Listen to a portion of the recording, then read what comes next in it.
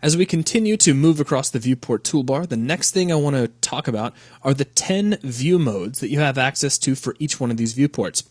Now, to give us a way to really see what these view modes are doing, we need to open up a level. So let's go to File, Open, and we'll choose VCTF Sandstorm, and click Open.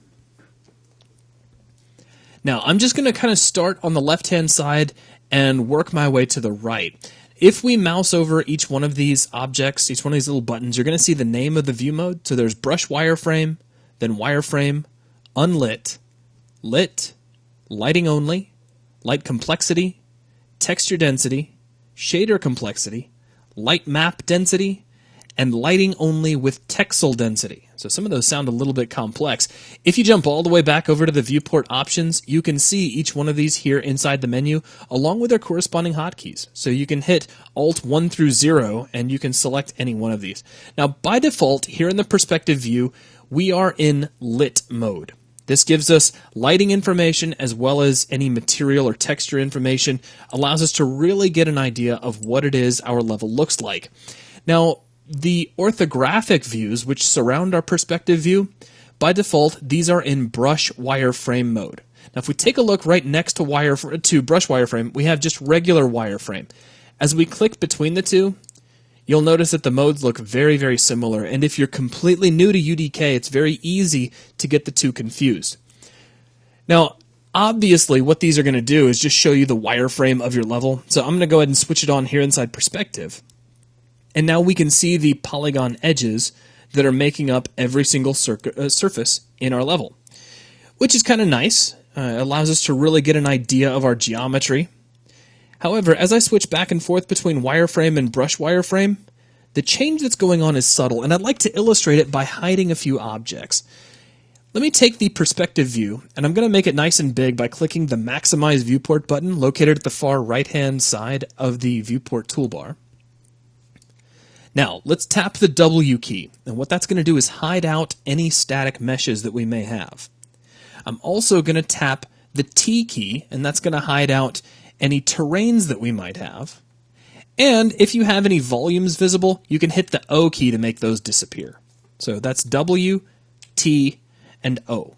Now, currently, I am in Brush Wireframe View, and you're going to see a lot of these shapes scattered across the level, like blue, interesting shapes. They're kind of like elongated boxes. These are BSP brushes. These are being used to define the shapes of various surfaces in our level.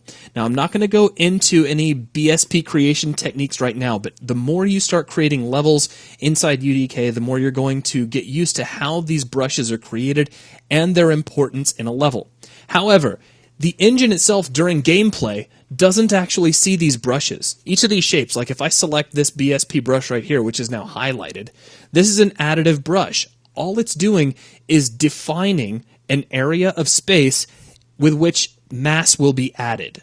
Basically, it's going to create a polygon model in the shape of this volume. If we switch over to wireframe view, I'm just going to deselect our brush and switch over to regular wireframe, we can actually see the geometry that's being created as a result of that brush. Now, at this stage of the game, again, if you're completely new and you don't really understand the correlation between these two objects, it can be simplified a little bit. When you're in brush wireframe, you can select these brushes, and potentially, if you were so inclined, you could move them around. You could edit them, you could change their shape in geometry mode if you wanted to. However, inside of just regular wireframe mode, you can't select these brushes and you can't update them. So that's the real primary difference here. So let's go ahead and switch on to our next view, which is Unlit. Now, Unlit's going to look really sparse for a minute, so I need to bring back my static meshes. I'll do that by tapping the W key. I need to bring back my terrain, so I'll tap the T key, and I'll go ahead and leave the volumes out of the way, so I'm not going to worry about pressing the O key. Now, Unlit is going to give us our texture, material information, but no lighting information whatsoever. It'll make the game look very flat, very much like games used to look several years ago. If we switch over to Lit, the difference becomes obvious. So there's with our lighting information, and of course there's without. Now we can also take a look at lighting only. So we have Unlit, then we have Lit, We also have lighting only, which is kind of the opposite of unlit. This gives us our lighting information, but no texture or material information whatsoever. It's just the result of our lighting on kind of a neutral white surface. So if you want to see how our shadows are falling, you can get a really good idea of that sort of thing just by going to lighting only. Now, the next several view modes that we have access to here inside the viewport toolbar are kind of like diagnostic modes. They're ways that you can get an idea of certain performance issues in your map, the first of which is light complexity. And if you switch it on, in this particular case, nearly the entire level turns bright green, which is actually a good thing.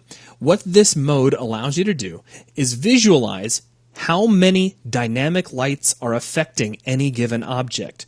Green means they're only being affected by one light, which is what you want. As soon as any given object in your level is being affected by more than one dynamic light, you can start to run into performance issues. Now, that's not going to be something that'll be really important to you until you start playing a lot with lighting and creating dynamic lights. But for the time being, it's enough just to let you know what this does. If you see something like this where your whole level pretty much turns green, then essentially that's what you want, and unless there's a circumstance where you absolutely have to have multiple dynamic lights affecting an object, in which case that object will start to shift over to the warm spectrum, over through oranges and into red.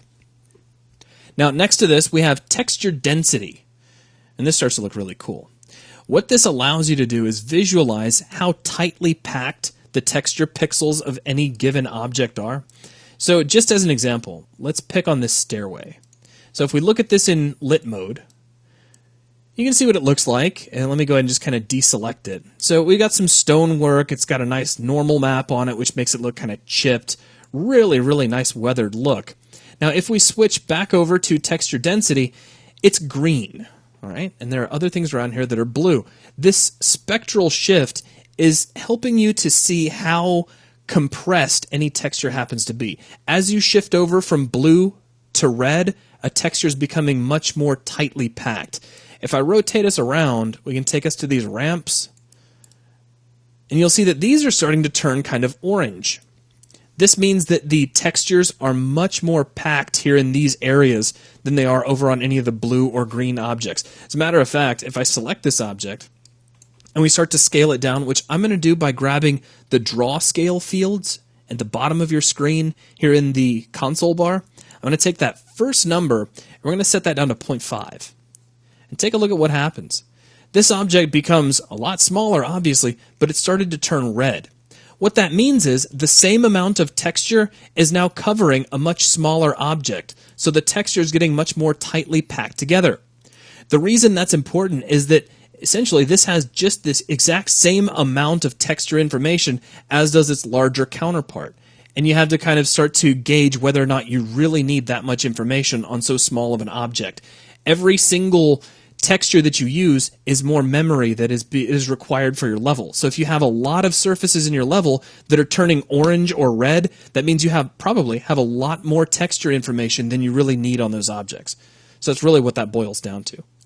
Now, if we switch over to shader complexity, we get yet another color scheme. This gives us feedback on how many shader instructions are in each material applied to the surfaces of our level.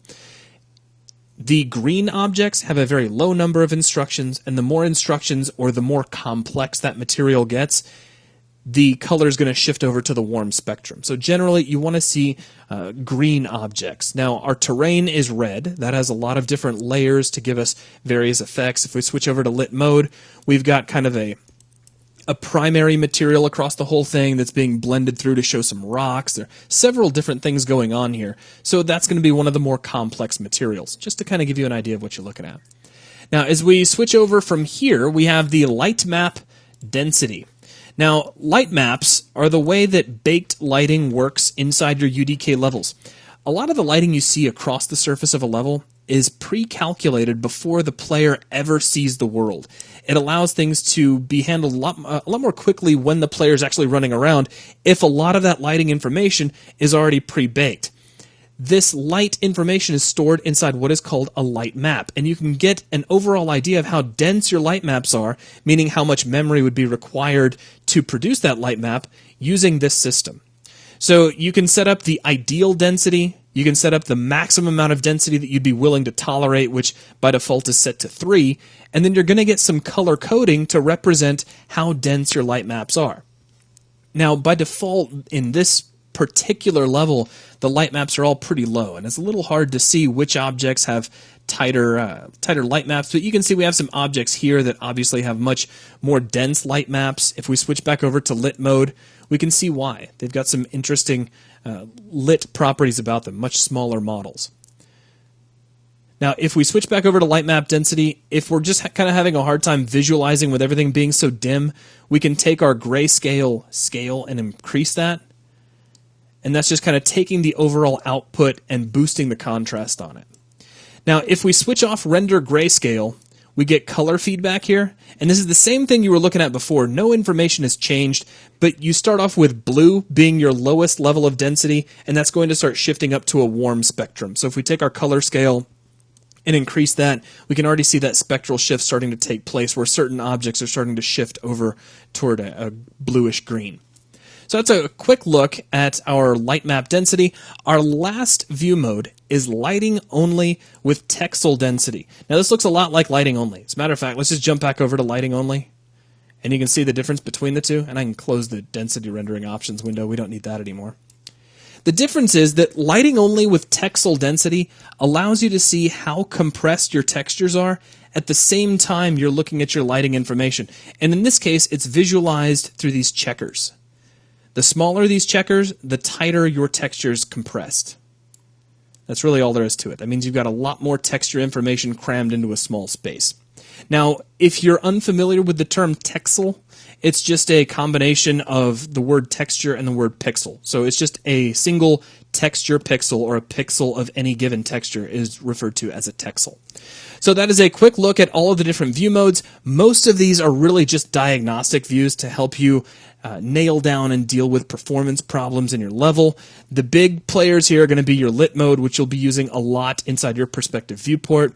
Just as a quick review, we have brush wireframe, which allows you to see your BSP brushes. Regular wireframe, which shows you the resultant geometry of your BSP brushes. We have unlit, which shows you your texture information but no lighting info. We have lit mode, which is just, it's the pretty version. We have lighting only, which doesn't show any of your textures. Light complexity, this gives you how many dynamic lights are affecting each individual object. Texture density, which is how tightly crammed your textures are on any given surface. Shader complexity, which is how many instructions are within any material on the surfaces of your objects. Light map density, which is how dense or how much memory is going to be required for all of the light maps in your level. And finally, lighting only with texel density, which is just a way of looking at your lighting information combined with how tightly compressed all of your textures are across the surfaces of your level. So that is going to wrap things up for this video. Thanks a lot.